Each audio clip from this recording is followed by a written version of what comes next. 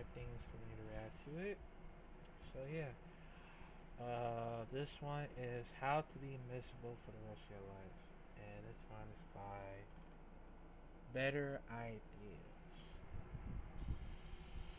So I think it never happened since last week on Friday.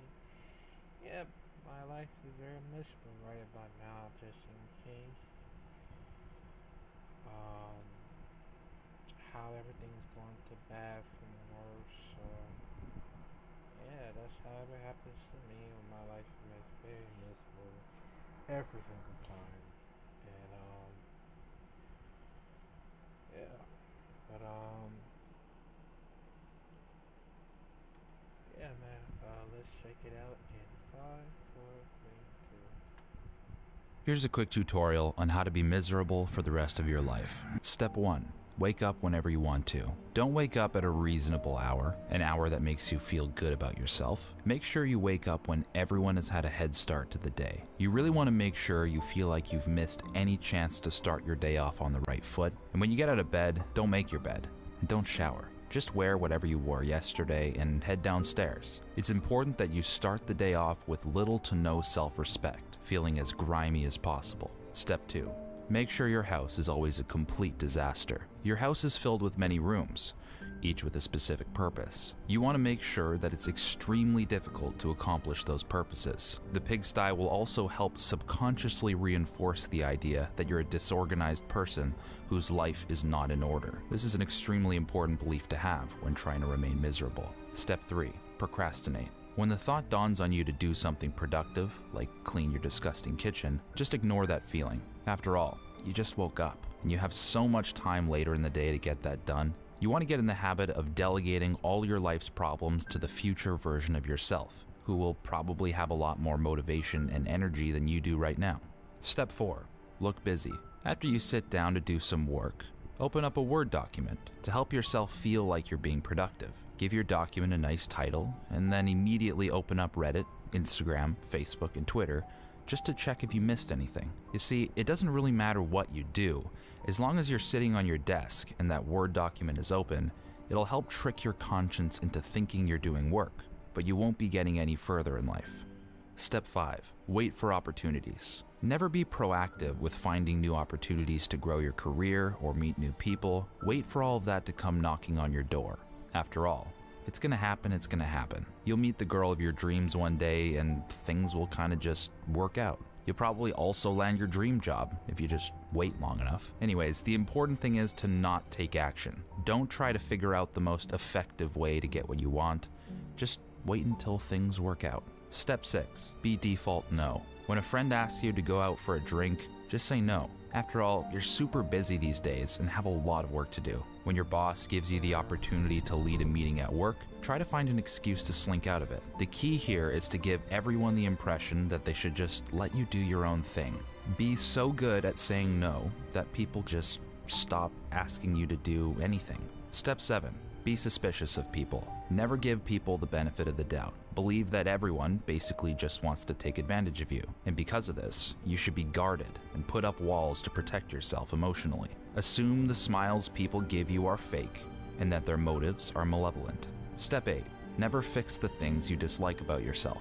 Continue to engage in activities that make you feel subhuman and weak. Never prove to yourself that you can overcome obstacles or better yourself. Never attempt to transcend your vices or change your lifestyle for the better. Subscribe to the idea that people can't change, so you shouldn't try. Step 9. Focus on things you can't control. As often as possible, get pissed off at the traffic, the government, the pandemic. You really want to reinforce the idea that the world is messed up and there's nothing you can do about it. Focus on the shortcomings of others, the failings of your country, and the state of the economy. Maintain a constant external locus of control over all the events in your life. This will really help you feel powerless. And if you're trying to be miserable, that's perfect. Step 10. Use fear as motivation. Make the fear of negative consequence your primary motivator for everything you do. Set up deadlines that frighten you and punish yourself for failing to meet them. Use white-knuckle tactics to force yourself into productivity, and remind yourself constantly that your entire life could fall apart if you don't keep your head above water. Step 11. Only do what is comfortable. Let your comfort zone be the authority on what you do and don't do. If it's not comfortable, don't do it. Avoid discomfort at all costs and participate only in activities that are familiar and effortless. Don't concern yourself with gaining fresh perspectives or novel experiences. Stay in your lane. Operate in your wheelhouse. Step 12. Believe you're special. Behave like you're entitled to things on the basis that you're just different than everyone else. Assume that the people that have what you want in life just don't deserve it as much as you do.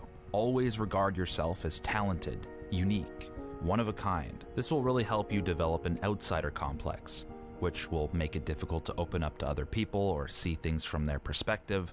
But since you don't want to do any of that uncomfortable stuff anyways, that's perfect. Step 13. See life not as it is, but how you wish it to be.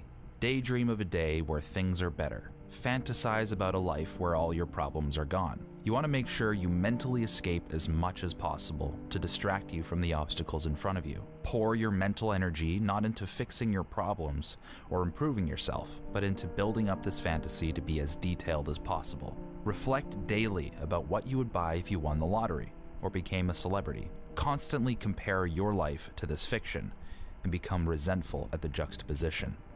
So, if suffering is what you're after and you crave the daily strife, then you're in luck, because if you follow this advice, you'll be miserable for the rest of your life.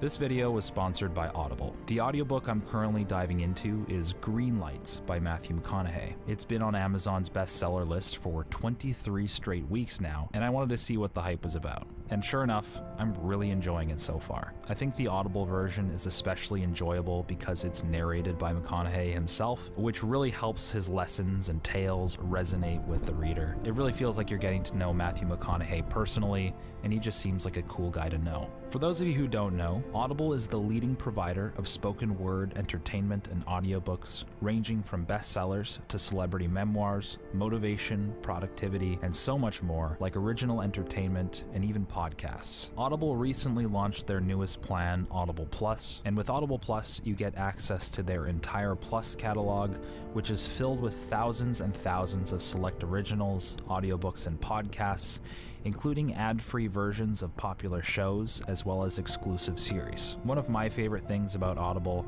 is that if you decide to cancel your membership for whatever reason at any point, you still keep your entire library of audiobooks, including the audiobooks that you got for free using their credit system, so it's kind of a no-brainer. So to sign up for your free 30-day trial, click the link in the description below, visit audible.com/betterideas, or text Better Ideas to 500-500. Once again, to sign up for your free 30-day trial, click the link in the description below, visit audible.com/betterideas, or text Better Ideas to 500-500.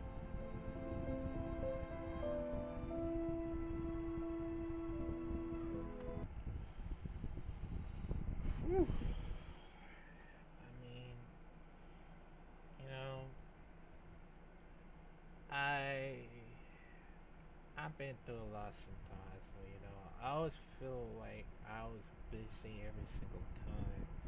But um, I feel like that's the only thing that I want to trying to figure it out. Of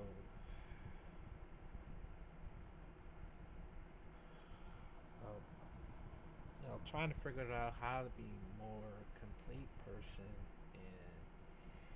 and just being miserable for the rest of your life. 'Cause I know a lot of people are never gonna support you, and knowing that you're off for